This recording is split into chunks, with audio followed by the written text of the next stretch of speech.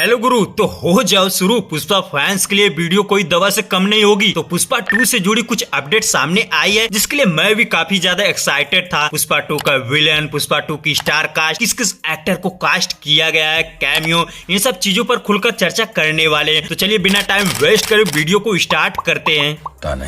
चल चल चल चल।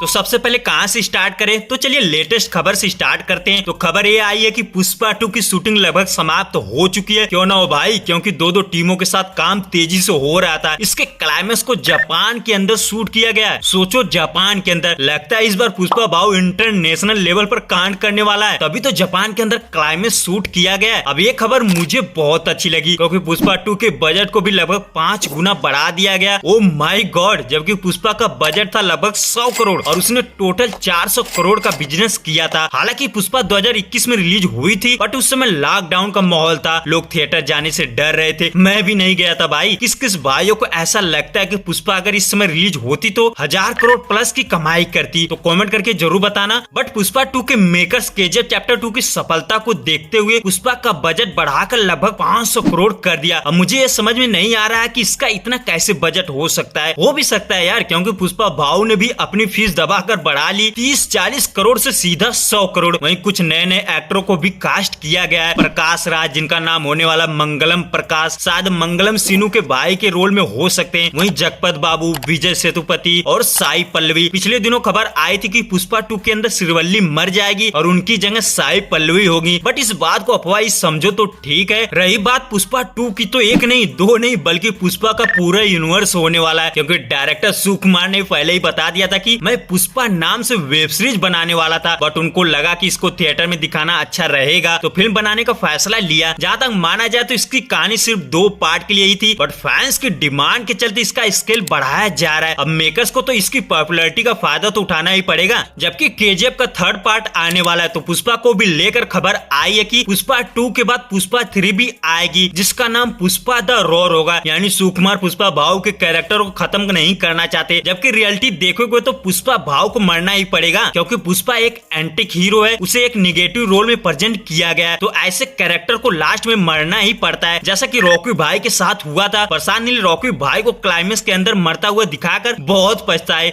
जबकि रॉकी भाई का कैरेक्टर लोगों के दिमाग में इस तरह फिट हुआ कि लोग उसको और भी पार्ट में देखना चाहते थे। तो इसलिए प्रशांत नील ने केजीएफ 3 की भी अनाउंसमेंट कर दी, बट उसमें कहानी पीछे की ही दिखाई जाएगी, जब रॉकी जिंदा था। और अब प्रशांत नील चाहेंगे भी तो केजीएफ फ्रेंचाइजी को ज्यादा बड़ा नहीं कर सकते, कितना पास्ट में दिखाएंगे यार। तो इसी तरह सुकुमार शायद वो गलती नहीं करने वाले कि पुष्पा भाऊ का कैरेक्टर खत्म हो। तो मेकर्स की तरफ से ये भी अपडेट आई है कि पुष्पा 2 का पहले टीजर आएगा, फिर ट्रेलर। मेरी मानो तो पुष्पा 2 का टीजर 8 अप्रैल को आ सकता है, क्योंकि पुष्पा भाऊ का बर्थडे है, तो उस दिन धमाका तो होगा ही। फिलहाल इंतजार करते हैं नेक्स्ट अपडेट के लिए। तो tata bye bye, take care, मिलते हैं अगली वीडियो में।